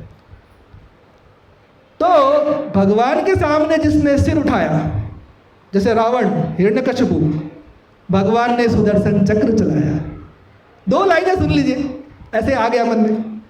भगवान के सामने जिसने सिर उठाया, भगवान ने सुदर्शन चक्र चलाया। जैसे शिशुपाल भूल गया उस दिन यज्ञ में कि सिर्फ 99 ही गाली देनी है, 100वां गाली नहीं देना है, भूल गया। इतना क्रोध में था क्योंकि भगवान को आसन पे बैठाया, इतना अंदर से द्वेष था कि देख नहीं पाया कि कैसे श्री कृष्ण को आसन पे बैठा सकते हैं इस अश्वमेध यज्ञ में। गाली देता गया। भगवान बोले अब बस 99 के बाद रुक जाना। रुका नहीं, लेकिन 100वां गाली देते ही भगवान ने सुदर्शन चक्र चलाया। और तो जिसने भगवान के आगे सिर उठाया, भगवान ने सुदर्शन चक्र चलाया। लेकिन जिसने भगवान के आगे सिर नवाया, भगवान ने उसके सिर से माया का जाल हटाया। देखिए, थोड़ा सा एक मुझे बॉलीवुड का गाना याद आया, 2 लाइन बस, ज़्यादा नहीं, फिर हम वापस श्लोक बोलेंगे, डोंट वरी। फिर से हम भगवद गीता का श्लोक बोलेंगे, 1-2 लाइन सुनिए। देखिए, जीव है और भगवान है ना, ये 2 है ना, और हम भगवान के अंश हैं। और हमारा जो सब कुछ है, क्योंकि भगवान गीता में एक श्लोक कहते हैं, पहले श्लोक बोलता फिर गाना बोलता भगवान कहते हैं प्रभु भरता गति साक्षी। भगवान बोलते हैं मैं तुम्हारा सब कुछ हूँ। प्रभु भरता गति साक्षी, मैं everything, I am everything of a जीवात्मा। मैं सब कुछ हूँ, मैं ही हूँ उसका दोस्त, मैं ही उसका फ्रेंड हूँ, मदर हूँ, फादर हूँ, लवर हूँ, एवरीथिंग मैं ही हूँ, सब कुछ मैं ही हूँ उस जीवात्मा का। लेकिन प्रॉब्लम क्या है, हम रियलाइज़ क्यों नहीं करते? क्योंकि ये जीवात्मा और भगवान के बीच में एक पर्दा है, वो माया का पर्दा है। हम जो आनंद हमें भगवान में ढूंढना है, बीच में माया है, हम माया में ढूंढ रहे हैं। ये संसार में हम वो आनंद ढूंढ रहे। तो एक गाना आप लोग को भी सबने सुना है, वो जरा पर्दा हटा दो, कितना सुना है? नहीं, हम नहीं गा सकते, प्रभु जी मंदिर है, कोई बात नहीं, मैं गाता हूँ। जरा मुखड़ा दिखा दो, बस यही 2 लाइन याद रखिए। वो इधर जीवात्मा है, इधर परमात्मा है, बीच में ये पर्दा है, लेकिन ये पर्दा माया का है। तो हमें भगवान से यही प्रे करना है कि ये जो पर्दा है ना प्रभु, ज़रा पर्दा हटा दो या गिरा दो, जो भी था गाना, ये इसको आप हटा दीजिए और मुझे आपका दर्शन लेने दीजिए, मुझे आपको पहचानने दीजिए। भगवान आप मुझ पर इतनी कृपा करिए, क्योंकि ये माया का जो पर्दा है ना, ये मैं नहीं हटा पाऊँगा, मैं बहुत कमज़ोर हूँ। और आपकी माया आपके समान बलवान है, यानी जितने आप बलवान हो, आपकी माया भी आपके जितनी ही बलवान है। भगवान कहते हैं भगवद गीता में कि मम माया दुरत्या, ये जो मेरी माया है, यानी ये पर्दा मैंने डाल रखा है जीवात्मा में और मुझ में, ये पर्दा मैं ही हटाऊंगा। कब हटाऊंगा? जब वो जीवात्मा मेरी तरफ मुड़ेगा, यानी वो चाहेगा कि वो भगवान से मिले, तभी वो पर्दा हटेगा, तब तक नहीं हटेगा। यानी भगवान आपको कभी फोर्स नहीं कर रहे कि तुम मेरी तरफ मुड़ ही जाओ। वो हमें एक कंडीशन में डाल रहे हैं जहाँ पे हम सीख सके, समझ सके कि ये क्या चल रहा है भाई, ये तो जो चल रहा है ये तो अलग ही है, मैं तो कुछ और ही सोच के आया था, इधर तो कुछ और ही चल रहा है। तो जो थोड़ा इंटेलिजेंट होगा वो रुक जाएगा और फिर वो जानना चाहेगा कि भगवान ने क्या हमें दिया है। देखिए, भगवान हमें डायरेक्टली प्राप्त है क्या? क्या हमें चलते फिरते रोड में भगवान मिल जाएंगे? आप कल सुबह वॉकिंग को निकले, देखता हूँ भगवान तो सब जगह आज मिल जाते हैं क्या? और चलते फिरते हमें भगवान नहीं मिल, भगवान हमें प्राप्त नहीं है डायरेक्टली। हमें क्या प्राप्त है वो समझिए। भगवान ने हमारे लिए ना इतने शास्त्र प्रकट किए हैं, तो वो शास्त्र हमें प्राप्त है। भगवान ने इतने सारे भक्तों को भेजा है अपने धाम से, वो भक्त हमें प्राप्त है। भगवान ने इतनी लीलाएं की हैं, वो धाम हमें प्राप्त है। और भगवान के इतने अनंत सुंदर नाम हैं, वो हमें प्राप्त है। यानी भगवान ने हमें अकेला नहीं छोड़ा है, भगवान ने हमें उनका नाम, रूप, गुण, लीला, धाम, संत बहुत कुछ दिया है। और जब हम उनसे कनेक्ट होते हैं तो उनके माध्यम से ही हम भगवान तक जुड़ सकते हैं। आप बोलेंगे ऐसा क्यों? ऐसा इसलिए क्योंकि अगर भगवान हमको डायरेक्टली मिल जाएंगे ना, डायरेक्टली मिल जाएंगे, हम भगवान को वैल्यू नहीं करेंगे, हमको समझेगा ही नहीं कि भगवान कौन है, इनकी महिमा क्या है। तो हमें कोई इनकी महिमा बताने वाला चाहिए। जब उनकी महिमा, उनके नाम की शक्ति और कोई हमें बताता है, समझाता है, और भगवान उसको पर्दे के पीछे रह के हमें एहसास कराते हैं कि वो कैसे सर्वज्ञ है, सर्वव्यापक है, सर्वशक्तिमान है। ये 3 चीज़ों का भगवान अपने भक्तों को एहसास कराते ही हैं। जैसे हमने हमारे मन में कुछ गलत सोचा तो भगवान आपको एहसास कराएंगे तुमने गलत सोचा। हम कहीं कुछ गलत काम कर रहे हैं, कुछ भी हमने गलत किया, भगवान बताएंगे अरे तू अकेला नहीं था, तू अकेला नहीं प्यारे, राम तेरे साथ में। भगवान बताएंगे, सर्वज्ञ, सर्वव्यापक और सर्वशक्तिमान, जो आपका काम नहीं हो रहा होगा भगवान पार लगा देंगे। ये 3 चीज़ भगवान हमेशा अपने भक्तों को बताते हैं। 2 लाइन गाइए। हे सर्वेश्वर, हे परमेश्वर, हे योगेश्वर, श्री कृष्ण हरे। हे ईश्वर, हे परमेश्वर, हे योगेश्वर, श्री कृष्ण हरे। गोविंद हरे, गोपाल हरे, केशव माधव श्याम हरे। ये सर्वेश्वर, परमेश्वर, योगेश्वर, ये ना भगवान अपने भक्तों को सबको सबको देते हैं रिलेशन। बस आप थोड़ा देखना शुरू करो। भगवान कहते हैं भगवद गीता में, यो माम पश्यति सर्वत्र सर्वत्र मयि पश्यति तस्याहं न प्रणश्यामि सच न मे प्रणश्यति। ये डायलॉग भगवान कह रहे हैं भगवद गीता में। इसी डायलॉग को सुनील शेट्टी ने चुराया था, फिर आप बॉलीवुड पे आ गए। हाँ, इंपॉर्टेंट है वो। भगवान क्या कह रहे हैं? भगवान कह रहे हैं, क्या कह रहे हैं भगवान? यो माम पश्यति सर्वत्र, जो मुझे सब तरफ देखता है कि भगवान है, कण कण में है, हर जीवात्मा के हृदय में बैठे हैं, जो समझता है, जानता है, रियलाइज करता है, हर दिन रियलाइज करता है कि मेरे प्रभु सर्वत्र है।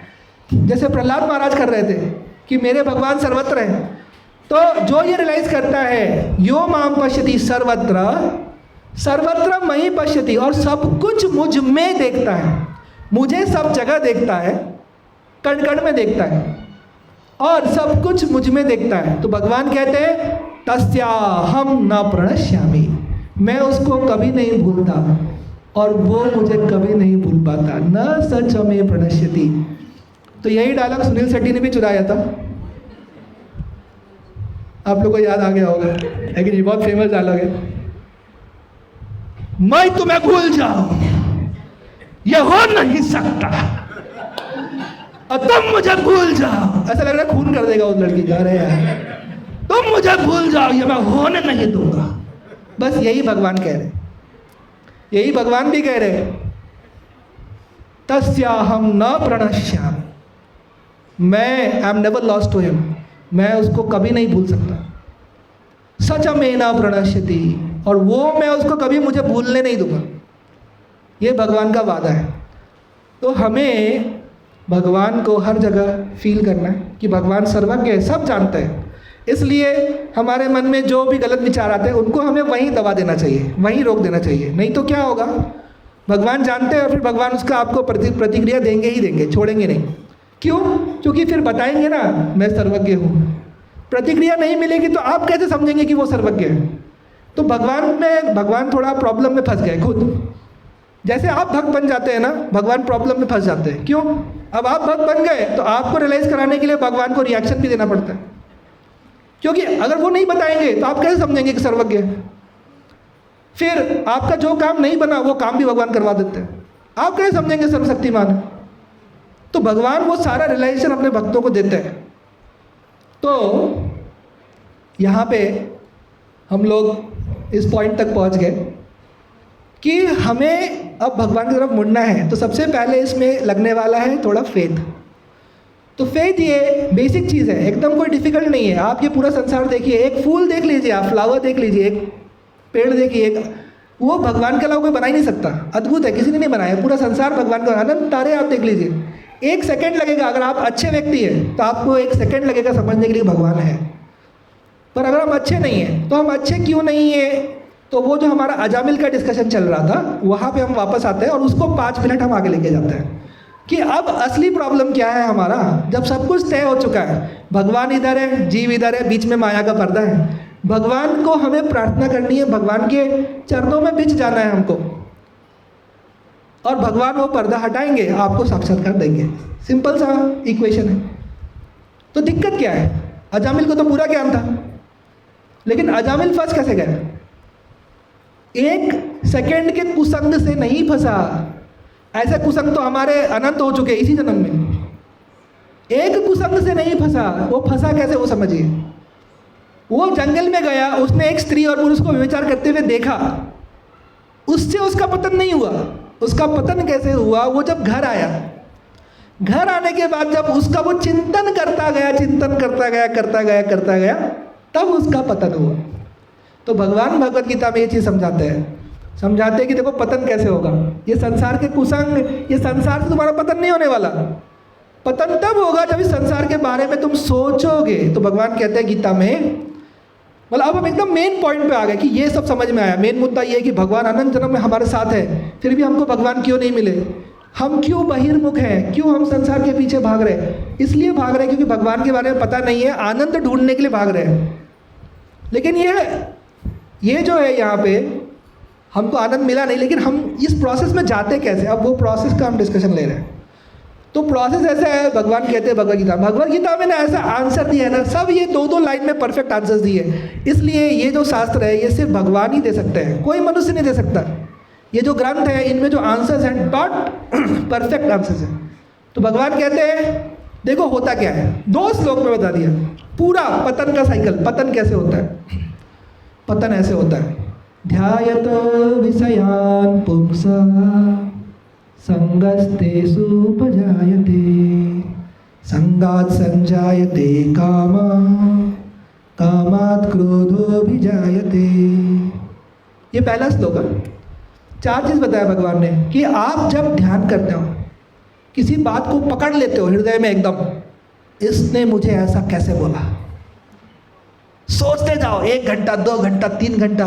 वो सो रहा है, वो रात को 9 बजे सो गया बोल के आपको, आप जगे हो 9 बज गया, 10 बज गया, 11 बज गया, 12 बज गया, सोचे जाओ कैसे बोला ऐसा, मैंने उसके लिए इतना किया। तो ये हमारा रोज का जो हम एक्सपीरियंस करते हैं, वही भगवान बोल रहे थे। ध्यायतो विषयान पुंसः, पकड़ लिया उसको। या फिर किसी ने सोच रहा है अरे नहीं मुझे इसी लड़की से शादी करनी है, अब उसके दिमाग वही घूम रहा है। या नहीं मुझे यही गाड़ी खरीदनी है, नहीं मुझे यही कार्य करना है, मुझे यही जाना है, मुझे यही बिजनेस डालना है। अब सोच रहा है 20 घंटा उसके बारे में, दिन रात 20 साल तक सोच। तो ध्यायतो विषयान पुंसः, सोचते उस वस्तु ने आपको नहीं पकड़ा है, आपने उसको पकड़ लिया।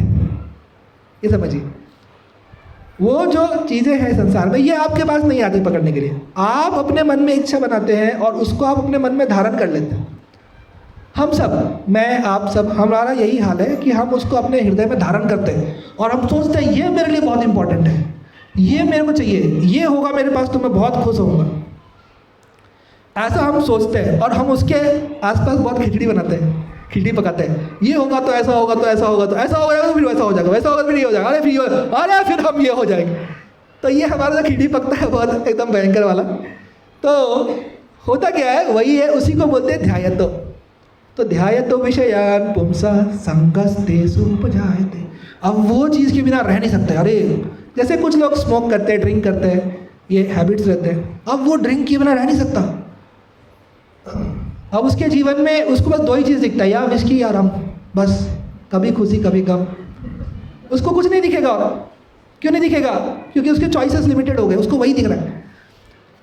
ध्यायतो विषयान पुंसः संगस्तेषु, अटैचमेंट हो गया, डीप अटैचमेंट, एकदम डीप अटैचमेंट। अब क्या हुआ? अब देखिए दो चीज़ होगा, संगात संजायते काम। अब और चाहिए, आज 2 पैक कल 4 पैक, 4 पैक कल 16 पैक और चाहिए। संजात संजायते काम, डिजायर्स बढ़ते जाते हैं। आज 100 रुपये कमाए, नहीं 100 कमाया तो कल 200 भी कमाऊंगा, आज 200 कमाया तो कल 2 लाख कमाऊंगा। ये जो है ना संजायते काम है। मैं नहीं बोल रहा ये गलत है या सही है, उस पर डिस्कशन है। हमारा होता क्या है मैं वो बता रहा हूँ, हम सबके साथ होता क्या है।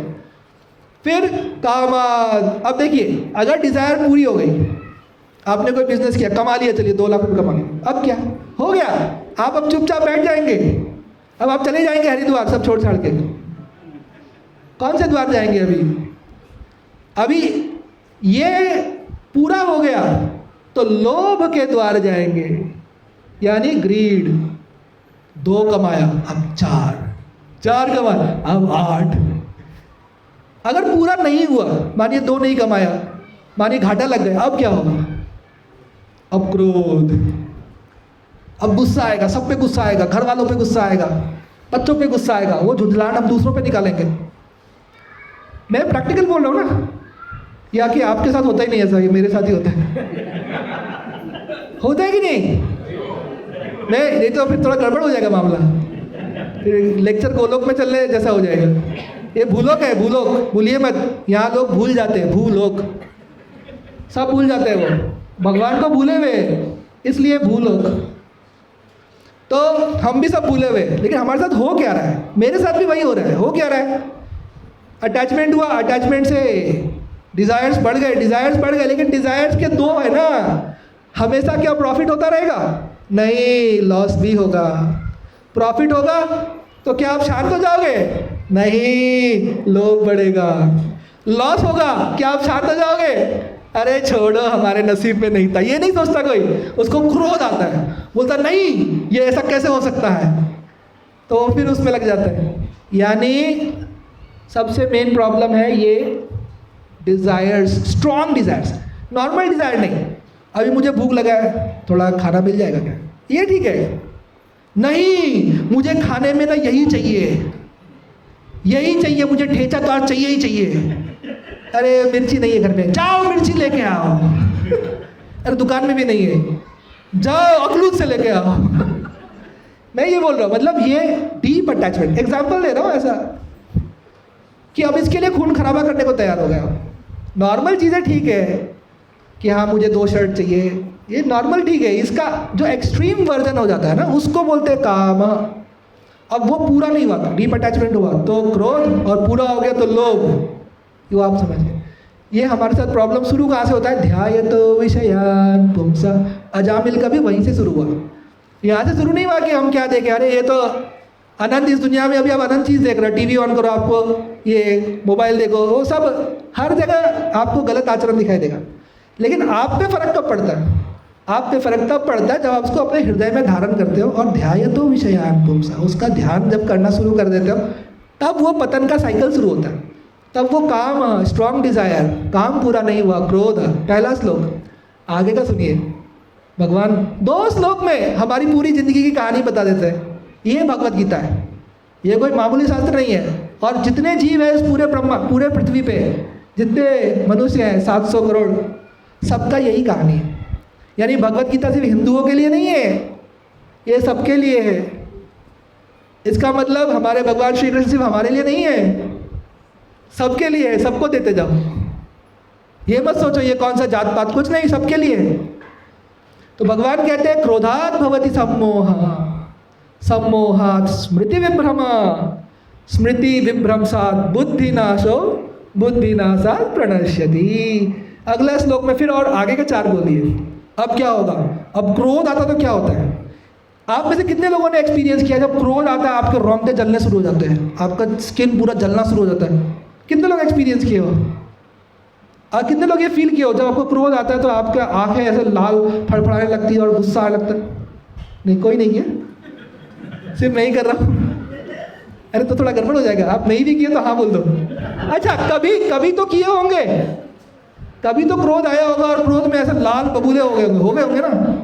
बस क्रोधात भवति सम्मोह, ये मेरा भाई नहीं तू मेरा भाई नहीं, तू मेरी माँ नहीं। ये लोगों का कॉन्वर्सेशन मैंने बहुत सुनाया था। हमारे एकेडमी में कुछ बच्चे ऐसे रहते हैं ना जो हॉस्टल में आ जाते हैं, पढ़ाई नहीं करते। कुछ बच्चे एंड तक स्टडी स्लॉट में किताब लेके बैठते लेकिन होमवर्क नहीं करते। लास्ट में रिजल्ट जब खराब हो जाता है तो उनके माता पिता आते हैं, वो वहाँ ऑफिस में उसको इतना मतलब पीटते पूछिए मत, क्योंकि उनकी सारी अपेक्षाएं टूट जाती है। वो बच्चा उनको 2 साल धोखे में रखता है। और एकेडमी को भी मतलब वो बोलता है हाँ मैं पढ़ रहा हूँ, लेकिन वो करता नहीं, होमवर्क नहीं करता, रोज़ टीचर पूछ रहा है फिर भी नहीं कर रहा। ऐसे कुछ बच्चे आपने हर जगह देखे हैं। तो यहाँ क्या हुआ? क्रोधात भवति सम्मोह। अब जिस बच्चे को बहुत लाड प्यार से बड़ा किया था उसी को पीट रहे, या वही बच्चा अपने माँ बाप से झगड़ा कर रहे, भवति सम्मोह। सम्मोह हो जाता है कि क्या हो गया, समझ ही नहीं आता क्या हो गया।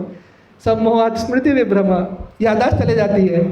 स्मृति विभ्रंशात् बुद्धिनाशो, बुद्धिनाशात् प्रणश्यति। तो हम में और भगवान के बीच में जो ये माया का पर्दा है ना, ये हम नहीं हटा सकते हैं, ये भगवान हटा सकते हैं। इसलिए हमें भगवान की शरण में जाना होगा। तो भगवान भगवत गीता में कहते हैं, बहुत ही सुंदर कहते हैं तमेव शरणं गच्छ सर्वभावेन भारत, तत्प्रसादं परम शांतिं स्थानं प्राप्स्यसि शाश्वतम। भगवान बोलते हैं कि तमेव शरणं गच्छ, आप मेरी शरण में आओ, आप ये छोड़ो, आप मेरी तरफ मुड़ो, मेरी शरण में आओ, तो क्या होगा? और आना कैसे? सर्वभावेन भारत। 2 लाइन गाते हैं। श्री कृष्ण गोविंद हरे मुरारी, हे नाथ नारायण वासुदेव। श्री कृष्ण गोविंद हरे मुरारी, हे नाथ नारायण वासुदेव। श्री कृष्ण गोविंद हरे मुरारी, हे नाथ नारायण वासुदेव।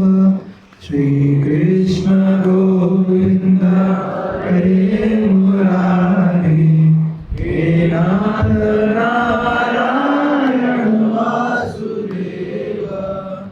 पितुमात स्वामी सखा हमारे, पितुमात स्वामी सखा हमारे, हे नाथ नारायण वासुदेव, हे नाथ नारायण वासुदेव। तो भगवान हमारे सब कुछ है। इस सर्वभावेन भारत, भगवान बोल रहे हैं पूरी तरह से शरणागत होकर मेरे पास आ जा कि मैं तुम्हारा सब कुछ हूँ। तो इससे क्या होगा? तो मेरे प्रसाद से यानी मेरी कृपा से आपको परम शांति मिलेगी। एक चीज़ तो ये होगा। दूसरा, स्थानम प्राप्स्यसि शाश्वतम, और मेरा गोलोक आपको मिलेगा। ये भगवान कहते हैं। एक बार भगवान के लिए हरि बोल। दूसरा एक श्लोक बताता हूँ आपको, उसमें भगवान कह रहे हैं, मतलब भगवद गीता में भगवान हमें इन्विटेशन दे रहे हैं कि आप मेरी तरफ थोड़ा मुड़ो, बाकी काम मैं कर लूँगा। कहते हैं ये तु सर्वाणि कर्माणि मयि सन्न्यस्य मत्परः, अनन्यनैव योगेन मां ध्यायन्त उपासते, तेषामहं समुद्धर्ता मृत्यु संसार सागरात् भवामि न चिरात् पार्थ मय्यावेशित चेतसाम्। तो भगवान कह रहे मय्यावेशित चेतसाम्, जिसकी चेतना मुझ में पूरी तरह से तल्लीन हो जाएगी। क्या हो जाएगी? तल्लीन। तो अगर हमने ये काम अभी किया, अभी, तो हम अंत समय ये काम कर पाएंगे। तो प्रभुपाद जी का एक बहुत फेवरेट श्लोक है। तो भगवान क्या कह रहे हैं? भवामी ना चिरात पार्थ, मैं लेट नहीं करूँगा। जैसे ही कोई मेरी भक्ति करेगा, पूरी तरह से मुझ में तल्लीन हो जाएगा, मैं उसको मृत्यु संसार सागरा समुद्धरता, मैं उसको उद्धार करूँगा और ये मृत्यु संसार से अपने गोलोक लेके जाऊँगा। एकदम स्ट्रेट फॉरवर्ड बोला है कि मैं उसको यहाँ से लेकर अपने लोक लेके जाऊँगा, यानी उस जीवात्मा को, और वहाँ पे मैं उसको दिव्य शरीर दूंगा, दिव्य आनंद दूंगा। तो प्रभुपाद जी का एक बहुत फेवरेट श्लोक, उसके साथ मैं ये एंड करता हूँ, टाइम हो गया। प्रभुपाद जी का फेवरेट श्लोक, वो कहते हैं, ये मुकुंदमाला स्तोत्र में, कृष्णा त्वदीय पाद पंकज पंजरांतम आद्यैव मे विशते मानस राजहंसा। वो बोल रहे हैं कि हे कृष्ण, अभी जो मेरा मन है वो मुझे आपके चरणों में, चरणारविंदों में, मतलब आपके जो चरण कमल है उसमें मेरे मन को लगने दीजिए अभी। क्यों? क्योंकि अंत समय ये हो नहीं पाएगा, बहुत कठिन हो जाएगा। क्यों? वो कहते हैं प्राण प्रयाण समय कफ वात पित्त। जैसे हम लोग जब बीमार होते हैं तो कफ वात पित्त ये बैलेंस बिगड़ता है ना बॉडी का।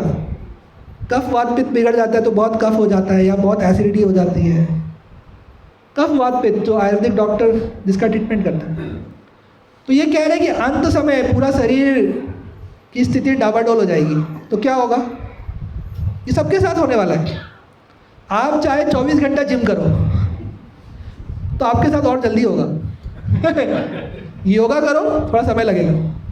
तो कह रहे हैं कि प्राण प्रयाण समय, जब प्राण प्रयाण, जब ये प्राण इस शरीर से प्रयाण यानी निकलेगा और अपने अगले गति को जाएगा, अगले शरीर को जाएगा, जब प्राण प्रयाण समय ये तीन चीज कफ वात और पित्त शरीर में इतना इम्बैलेंस हो जाएगा, तो बोल रहे प्राण प्रयाण समय कफ वात पित्त कंठ अवरोधन स्मरणम कुतस्ते। आप मेरे साथ गाइए ये लास्ट श्लोक, आके हम लोग इधर एंड करेंगे। तो कृष्ण त्वदीय पाद पंकज पंजरांतम, कृष्ण त्वदीय पाद पंकज पंजरांतम आद्यैव मे विशते मानस राजहंसा, आद्यैव मे विशते मानस राजहंसा। प्राण प्रयाण समये कफ वात पित्तै, प्राण प्रयाण समये कफ वात पित्तै कंठावरोधन विधौ स्मरणं कुतस्थे, कंठावरोधन विधौ स्मरणं कुतस्थे। तो वो अंत समय, वो उस वक्त इतना तकलीफ होगा कि वो भगवान का स्मरण करना बहुत कठिन होगा। कंठ अवरोध हो जाएगा, पूरे शरीर में बहुत ज़्यादा दर्द होगा, मुश्किल हो जाएगी। जैसे आप लोगों ने देखा है कुछ लोगों को प्राण त्यागते वक्त काफ़ी, लेकिन जो लोग पहले से ही भगवान की भक्ति कर रहे होते हैं, दृढ़ होकर भगवान का स्मरण कर रहे होते हैं, हमेशा भगवान के शरणागत हो रहे होते हैं, सुख में दुख में हमेशा भगवान के चरणों में अपना सिर नवा के रखते हैं, दुख आए तो भी भगवान का चरण नहीं छोड़ते। तो ये तो छोटे छोटे दुख आते हैं, इसमें अगर हम भगवान का चरण नहीं छोड़ेंगे, ये हमारा प्रैक्टिस है, प्रैक्टिस मैच, ये लीग मैचेस है, प्रैक्टिस मैच। यहाँ पे जो है, अगर जीवन में दुख तो आते ही सबके, वो दुख के वक्त अगर हम भगवान के चरणों को पकड़े रहेंगे, उनका स्मरण करते रहेंगे और हम उसको टॉलरेट करेंगे, तो ये बहुत जो दुख है ना, इससे बहुत बड़ा दुख एक आने वाला बाकी है। वो जब आंधी आएगी जीवन में, वो जो अंत समय आएगा, ये जो हमने प्रैक्टिस किया है और यहाँ पे जो हमने थोड़ा थोड़ा इन्वेस्टमेंट किया है, इन्वेस्टमेंट, ये जो सिस्टमैटिक इन्वेस्टमेंट प्लान बना रहे हैं हम, थोड़ा थोड़ा भगवान हमसे इन्वेस्ट करवा रहे हैं, हम नहीं कर रहे, भक्ति हम नहीं कर रहे, भगवान हमसे करवा रहे हैं, ये संतों को भेज के, भक्तों को भेज के, शास्त्रों को भेज के, और हमारे जीवन में छोटा छोटा दुख भेज के, और उस दुख में वापस भक्तों को भेजते हैं। अरे नहीं नहीं, स्मरण करा, भगवंतांचं तुम्ही स्मरण करा। तो ये जो स्मरण दुख के वक्त करवाए, किसने करवाया हमको? ये भी भगवान ने करवाया। ये छोटे छोटे इन्वेस्टमेंट भी भगवान ही हमसे करवा रहे हैं, जिसका वो बहुत बड़ा फल हमको देने वाले हैं। तो अंत में वो फल क्या है? वो फल है भगवान का स्मरण। तो उसमें हमको भगवान हमारी बहुत मदद करने वाले हैं। तो असली हमारा जो मददगार है ना अंत समय, वो सिर्फ भगवान है और कोई नहीं है, और कोई हो भी नहीं सकता। क्यों? क्योंकि सब हम एक ही लेवल पे है ना। मैं आपकी क्या मदद कर पाऊँगा? जब मैं भी उसी लेवल पे हूँ तो मैं आपको क्या मदद कर पाऊँ? तो इस संसार में कोई भी व्यक्ति जो है वो हमारी मदद नहीं कर सकता, क्योंकि वो समर्थ नहीं है, उसके पास वो कैपेसिटी नहीं है। तो समर्थ कौन है? सिर्फ भगवान है, क्योंकि हर जगह व्याप्त है, अनंत वैकुंठ ब्रह्मांड नायक है भगवान, शक्तिमान है और सब कुछ उनके हाथ में है। अनंत ब्रह्मांडों में अनंत यमराज है, अनंत सब कुछ, सब उनके अंडर काम कर रहे हैं। अनंत इंद्र, अनंत शिव जी, अनंत ब्रह्मा जी, सब उनके अंडर है। हम उन भगवान की बात कर रहे हैं, ये समझिए आप। तो अभी यहाँ समय समाप्त हो गया। तो हाँ, अरे वाह, देखिए मैंने बोला था, मुझे पता था। मैंने क्यों बोला स्टार्टिंग में? क्योंकि मुझे पता था मैं भूल जाऊंगा, मैं बोलते ना मैं भूल जाऊंगा, मुझे पता था। इसलिए मैंने आपको पहले ही बताया। इसलिए हमें पहले ही सबको बता के रखना डिवोटीज को कि भाई मैंने कुछ गलत किया ना, मुझे बता देना, क्योंकि हम संसार में लग जाएंगे और भूल जाएंगे, अरे भक्ति भूल गए। तो 4 डिवोटी आके बोलेंगे प्रभु जी कहाँ है, तुमसे कहाँ चल रही?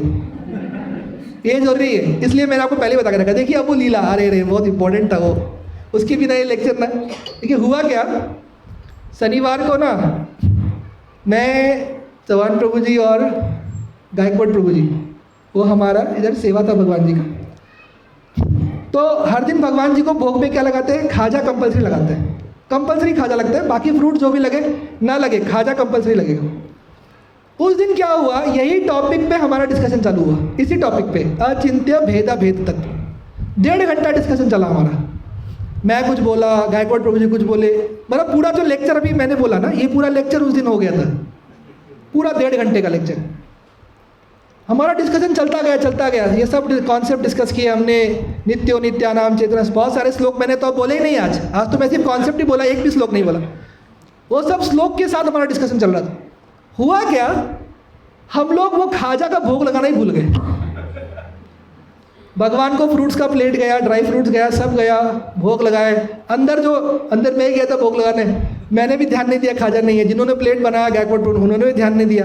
और हमारे सबसे सुपर सीनियर चौहान प्रभु जी, उन्होंने देखा प्लेट को जाते हुए, प्लेट को आते हुए, धुलते हुए, उन्होंने भी ध्यान नहीं दिया। किसी ने ध्यान नहीं दिया। हम लोग क्या डिस्कस कर रहे थे कि एक मैं और एक तू, ये हम डिस्कस कर रहे थे। ये भी बॉलीवुड का गाना है, एक मैं और एक तू, यही चल रहा था कि भगवान एक है और मैं, हम एक है और हम दोनों में प्रेम का संबंध है। ये हमारा डिस्कशन चल रहा था कि मुझे भगवान में लीन नहीं होना है, मुझे अलग रहना है और भगवान से मुझे प्रेम का संबंध रखना है, स्थापित करना है। ये डिस्कशन चल रहा था। तो हम खाजा लगाना, भोग लगाना भूल गए। हो गया, भोग का प्लेट आ गया, धुल गया, सब हम लोग अपना कुर्ता उर्ता पहन के चलो अब अपने घर चलते हैं। लो भाई तुम तुम्हारा प्रसाद लो, तुम तुम्हारा, बैग में बांध के सबको प्रसाद भी दे दिया।